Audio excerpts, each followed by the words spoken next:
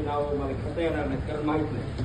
त्यामुळं मी व्हिडिओ व्यक्त करून पूर्ण व्यासपीठ या कार्यक्रमाला जमल्याबद्दल त्यांचे आभार मानतो. तसेच गावातील खरं तर हा युवक मेळावा आहे. हा युवक मेळाव्याला पाहिजे कोण कोण पाहिजे, पण इथं आपल्या पुढे जमलेत कोण, ते पण चांगले. काय माहितीये का, तुम्ही तुमच्या पोरांना घरी सांगू शकतात, मार्गदर्शन करू शकतात. आणि आजचा शिवाजी कुटुंब ठेवलेला कार्यक्रम हा तुमच्यासाठी होता, परंतु ऐकून आम्ही आलो आणि आम्ही ऐकून आल्यामुळे तुम्हाला सांगू तरी शकतो किंवा हे युवकांना नोकऱ्या मिळण्यासाठी, युवकांना तरुण मुलांमध्ये हे बदल करण्यासाठी की आपण शिक्षण घेतलं पाहिजे. आणि आता शिक्षण युवक हा बदल करू शकतो आजचा विषय नाही, राजे छत्रपती शिवाजी महाराजांच्या काळातला विषय. राजांचं वय काय होतं, त्यांनी जो मुघलांच्या विरोधामध्ये लढण्याचा निर्णय घेतला होता, काय होतं म्हणजे साहेब,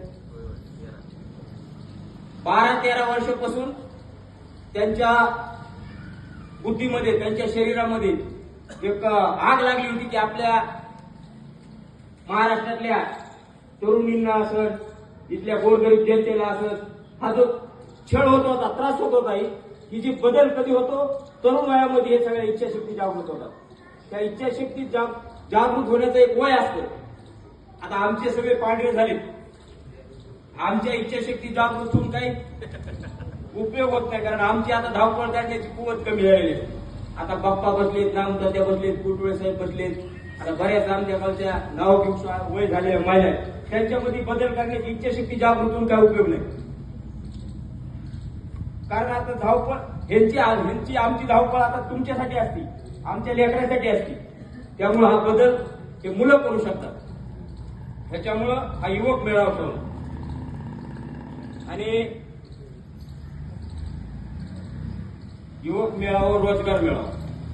आता तुम्ही जर वयाच्या 12-13 वर्षी निर्णय घेतला छत्रपती शिवाजी महाराजांसारखा, छत्रपती शिवाजी महाराज म्हणजे काय, एक व्यक्ती नाही, ते एक विचार आहे.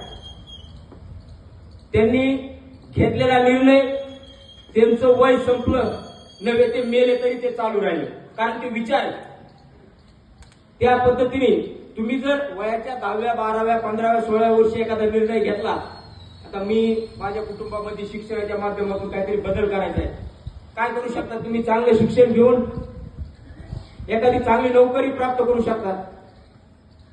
म्हणजे तुमचा रोजगाराचा प्रश्न सुटला. रोजगार मेळावा, ह्या युवक मेळावा आणि रोजगार मेळावा सामूहिक शब्दाचा अर्थ समजून सांगण्याचा प्रयत्न केला मी. आता भ्रष्टाचार, तुमच्या घरातले सगळेच बऱ्यापैकी शिकले, म्हणजे ते कुठंतरी कामापुरते, काम नोकरीला उद्योगधंद्याला लागणार आहेत. आता मगाशी कोणत्या तरी वकील साहेबांनी सांगितलं, कोणत्या सांगितलं माझ्या काय लक्षात नाही, परंतु वकील साहेबांनी सांगितलं की शिक्षण घेतल्यामुळे तुम्हाला जर न्यायाचा, कायद्याचा अभ्यास झाला, तुम्ही संबंधित भ्रष्टाचारी अधिकाऱ्याला काही प्रश्न विचारले तर तुमचे प्रश्न लवकर मार्गी लागतील. बरोबर आहे. आणि हेच सत्य आहे. तुम्ही तुमच्या अडचणीला आमच्यासारखे 2 पुढाऱ्याला फोन लावून आमचं पेट्रोल, तुमचं बॅलन्स, तुम्ही बेजार आम्ही बेजार, त्याच्यापेक्षा तुम्हाला स्वतः नॉलेज जर झालं, त्याला काय केलं, जुनी म्हणे नाक दाबलं की तोंड उघडावं लागते, कारण श्वास घेताच येत नाही दोन्ही बंद असले.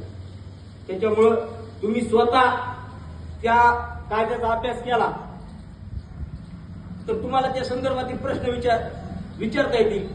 त्या भ्रष्टाचाराला काय जे काही कायद्याने लागणाऱ्या अडचणी त्या उपलब्ध करता येतील. आणि तुम्ही त्या बुद्धीने अडचणी निर्माण केल्यावर त्याचा प्रश्न पोटा पाण्याच्या अडचणी देतोय, त्याच्या नोकरीचा प्रश्न अडचणी देतोय. त्याला वाटतं हे गिराईक लवकर हाकलून दिलेलं बरं, पैसे जाऊ द्या, पण पगार बंद पडली तर पैसे तर पुढच्या भ्रष्टाचाराचं कुठं घेऊन बसायचं. म्हणून तुम्ही शिकलं पाहिजे आणि शिकून तुमच्या स्वतःच्या घराचा नव्हे स्वतःपासून सुरुवात करावं लागते.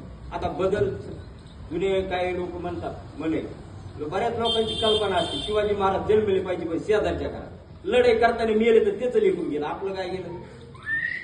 पण लढाई करताना जिंकलं तर त्याचं जिंकलं ना तुमचं कुठं जिंकलं? ही जी कल्पना आहे ह्याच्यातला बदल समजून घ्या. अरे एखाद्या वेळेस शहीद झालं तर झालं, पण त्याचं नाव झालं ना. त्याचं काय गेलं, लेकरू गेलं, पण त्याचं नाव झालं. तसंच मरणाला किंवा एखाद्या लढाईला म्हणजे विषय सांगण्याचं मरणच नाही. तुम्ही भ्रष्टाचारा विरोधात एखाद्या घरकुलाचं काम असेल, अधिकारी मानलाचे हापायला 1500, ठीक आहे वाचायला जाऊ द्या, चक्रा मारायला 1000 लागते, 500 दिले तर हरकत नाही. पण तो जर मला घरकुल 1.5 लाखात आणि 50,000 द्यावं लागते.